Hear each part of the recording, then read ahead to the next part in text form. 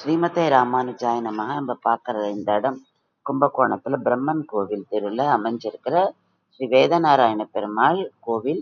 அங்கேயே நம்ம வரதராஜ பெருமாளையும் சேவிப்போம். அதனால இந்த வேதநாராயண பெருமாள் கோவில்னு சொல்வா, வரதராஜ பெருமாள் கோவில்னு சொல்வா. இப்ப இங்க அத்திவரதர் வெளியில எழுதியிருக்கார். ஒரு சமயத்துல பிரம்மா தன்னுடைய கர்வத்தினால அவர் வேதங்களை இழந்துறார். அதாவது பிரம்மாக்கு தன்னோட படைப்பும் தொழில்னால கர்வம் வருது.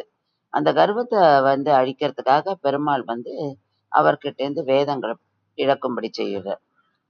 அப்போ அவரால் உலகத்தெல்லாம் படைக்க முடியல. அப்போ உணர்ந்துடுறார் தன்னுடைய கர்வத்தினாலதான் அப்படி நடந்ததுன்னு.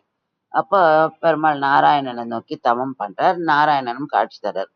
அப்ப பிரம்மா கேட்கிறார், எங்க நான் போய் இருந்து தவம் பண்ணணும்னு. அப்போ பெருமாள் நீ காவிரி கரையில இருக்கிற கும்பகோணத்துல போய் தவம் பண்ணு அப்படின்னு சொல்றார்.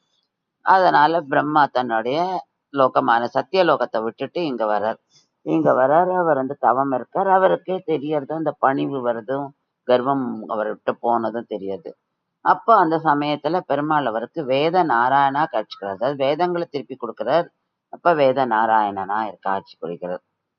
அங்கதான் இங்க நம்ம பாக்குறோம். இங்கேயே பிரம்மன் தவம், அதாவது யாகமும் பண்றார். அப்ப யாகத்துக்கு அவருக்கு நிறைய ஜலம் வேணும். ஒரு தடவையும் காவேரியில போய் ஜலம் கொண்டு வரணும்.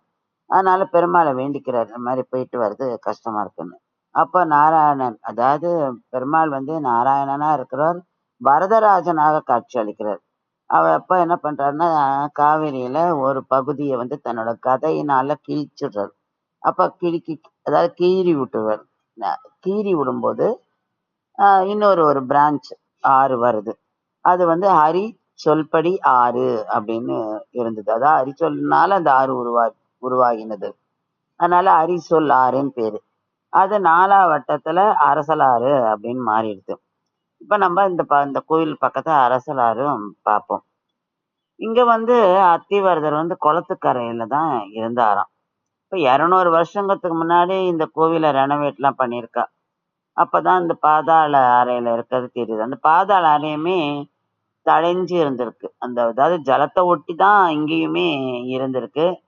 ஏன்னா எப்பவுமே பாலாலயம் போது மூலவர் விக்கிரகத்தை அத்திம விக்கிரகத்துல அதாவது அந்த ஆவாகனம், இந்த பவர்லாம் ஏத்தி அந்த பாலாலயம் சமயத்துல அந்த அத்திமரத விக்கிரகத்தான் பூஜை பண்ணுவா.